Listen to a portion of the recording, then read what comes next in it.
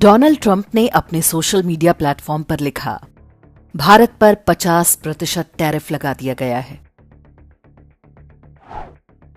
लेकिन आश्चर्य कि भारत घबराया नहीं। जब यूरोपियन यूनियन के साथ ऐसा ही हुआ था तो उसने विरोध किया था। जापान ने तत्काल बातचीत शुरू कर दी थी। चीन ने पलटवार करते हुए अमेरिकी सामानों पर शुल्क कई गुना कर दिया था। लेकिन भारत बिल्कुल शांत, कोई अफरा तफरी नहीं, रातों रात वॉशिंगटन जाने वाली कोई फ्लाइट नहीं, कोई आपातकालीन बैठकें नहीं। क्यों? नरेंद्र मोदी का अहंकार, अंधा राष्ट्रवाद या कुछ और जो बहुत गहरा है और हमें दिखाई नहीं दे रहा? वास्तव में इसके पीछे है 1 दशक से भी पुरानी एक योजना। मई 2014, साउथ ब्लॉक, दिल्ली। नए प्रधानमंत्री के साथ पहली ब्रीफिंग। एक महत्वपूर्ण अधिकारी ने बोलना आरंभ किया, सर, अगर भारत को भविष्य में महाशक्ति बनना है तो अमेरिका का दबाव झेलने के लिए तैयार रहना होगा। ट्रेड, टेक्नोलॉजी, तेल, सब पर दबाव आएगा। हमारा असली दुश्मन चीन, अमेरिका या कोई देश नहीं। हमारा असली दुश्मन है अन्य देशों पर हमारी निर्भरता। व्यापार पर अधिक शुल्क, प्रतिबंध, डॉलर का दबाव, रक्षा सौदों की शर्तें और भी बहुत कुछ। कमरे में सन्नाटा छा गया। प्रधानमंत्री ने पूछा, हल क्या है?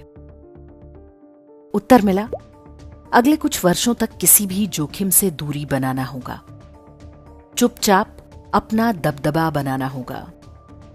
अमेरिकी विरोध नहीं बल्कि भारत पक्षीय नीति अपनाना होगा।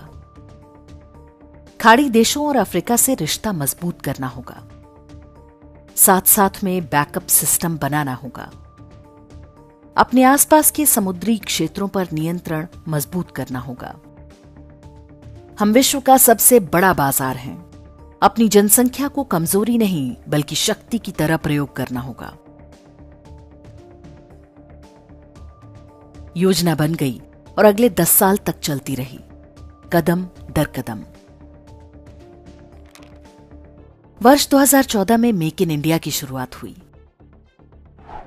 2015 में कतर के साथ गैस समझौता नए सिरे से किया गया ताकि ऊर्जा की उपलब्धता संकट न बने। 2016 में यूपीआई लॉन्च किया।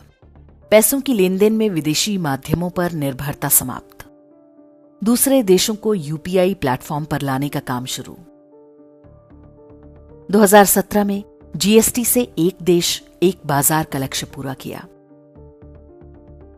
2018 में ईरान पर अमेरिकी प्रतिबंध से सबक लिया। भारत को वित्तीय रूप से सुरक्षित बनाने की रणनीति पर तेजी से काम शुरू हो गया। 2019 में नई इलेक्ट्रॉनिक्स नीति लागू। अब केवल असेंबलिंग नहीं करना है, तैयार प्रोडक्ट और पार्ट्स भी बनाना है। 2020 में प्रोडक्शन लिंक्ड इंसेंटिव या पीएलआई योजना शुरू, ताकि कंपनियां भारत में मैन्युफैक्चरिंग करें। लगभग 2 लाख करोड़ का निवेश आया। पहला राफेल लड़ाकू विमान भारत पहुंचा। 2021 में स्ट्रैटेजिक पेट्रोलियम रिजर्व्स का विस्तार शुरू हुआ। कोविड के लॉकडाउन में जब कच्चे तेल का दाम जमीन पर आ गया, भारत भर भर के सस्ता तेल खरीद रहा था। उसे देश भर में धरती के नीचे बने गुप्त भंडारों में जमा कर रहा था, ताकि किसी संकट काल में कोई तेल बंद करने की धमकी न दे पाए। 2022 में भारत का पहला विमान वाहक पोत आईएनएस विक्रांत समुद्र में उतरा। यूएई और ऑस्ट्रेलिया के साथ रणनीतिक क्षेत्रों में व्यापार समझौते हुए। 2023 में यूपीआई और पे नाउ लिंक हुआ। रुपए में अंतर्राष्ट्रीय व्यापार को बढ़ावा मिलने लगा।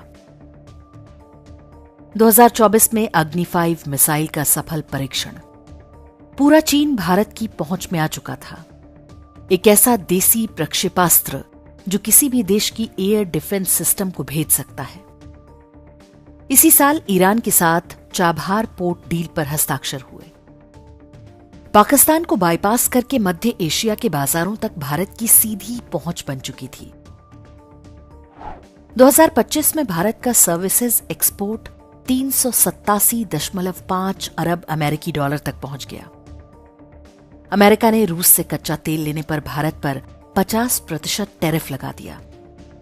आरबीआई ने आयात के नियम थोड़े ढीले किए ताकि देसी उद्योग तत्काल किसी संकट में ना फंसे। भारत अपने बाजार को हथियार की तरह प्रयोग करने को तैयार हो चुका था। ये अहंकार नहीं था, ये वो कवच था जिसे भारत बिना किसी हड़बड़ी के बहुत आराम से चुपचाप अपनी 140 करोड़ जनता की रक्षा के लिए बना रहा था। 2013 में भारत की जीडीपी 1.86 ट्रिलियन अमेरिकी डॉलर थी। 2025 में भारत की जीडीपी 4.19 ट्रिलियन अमेरिकी डॉलर हो चुकी है। भारत विश्व की चौथी सबसे बड़ी अर्थव्यवस्था बन चुका है। पीपीपी या परचेजिंग पावर पैरिटी यानी क्रय शक्ति समता के हिसाब से भारत की जीडीपी 17.65 ट्रिलियन डॉलर है। यह अमेरिका और चीन के बाद तीसरे स्थान पर है। विकास दर 6 से 8% के बीच है, जो विश्व में सबसे अधिक है। वर्ष 2014 के बाद भारत में 300 बिलियन डॉलर का विदेशी निवेश आया, जिसमें से 81 बिलियन डॉलर अकेले 2025 में आया। गरीबों की संख्या पहले की तुलना में आधी हो चुकी है। अर्थव्यवस्था स्थिर है। निवेशकों का भरोसा लगातार बना हुआ है। ये यात्रा इतनी भी सरल नहीं थी। एक भारतीय के रूप में हम सब ने इस लक्ष्य तक पहुंचने की कुछ न कुछ कीमत अवश्य दी है। पेट्रोल, डीजल समेत कई वस्तुओं और सेवाओं के लिए अधिक मूल्य चुकाना पड़ा, बहुत टैक्स देना पड़ा, लेकिन वो सब जिसके लिए था वो यही है। और अब अमेरिका परेशान है। बात डोनाल्ड ट्रंप की नहीं, कोई भी राष्ट्रपति होता वो इसी तरह व्यवहार करता।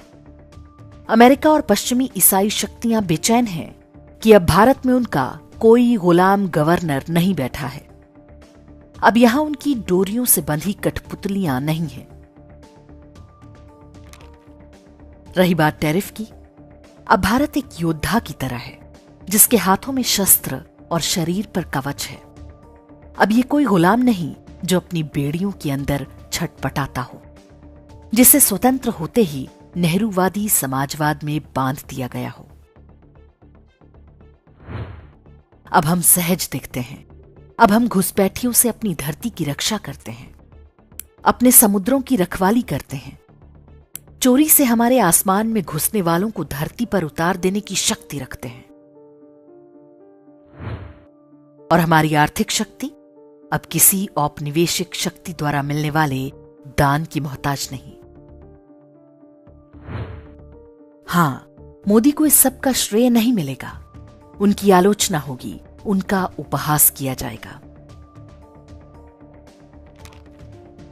लेकिन बीत चुका वो कालखंड, उस कालखंड के कष्ट, वो सब उस भट्ठी की अग्नि थी जिसमें तपकर हमारी हजारों वर्ष पुरानी सभ्यता और भी निखर कर सामने आई है। मोदी तो निमित्त मात्र थे। और अब प्रश्न ये है, जब भारत झुकता नहीं, जब प्रतिबंध असर करते नहीं, तो षड्यंत्रकारी शक्तियां क्या करेंगी? क्या वे चुपचाप तमाशा देखेंगी? क्या वे प्रतिघात नहीं करेंगी? क्या वे हमें फिर से भ्रमित करने का प्रयास नहीं करेंगी? सोचिए और सतर्क रहिए। आने वाला समय और भी अधिक चुनौतियों वाला होगा।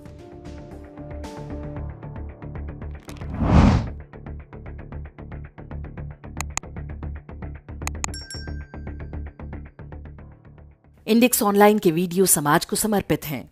आप इनको डाउनलोड करके जैसे चाहे वैसे प्रयोग कर सकते हैं। चाहे तो आप हमारे टेलीग्राम चैनल से जुड़ सकते हैं। वहां सारे नए पुराने वीडियो आपको मिल जाएंगे। हमारे सोशल मीडिया लिंक हर वीडियो के डिस्क्रिप्शन में होते हैं। हमारा एकमात्र उद्देश्य हिंदू समाज को जागृत और एकजुट करना है। इसमें सहभागी बने। धन्यवाद।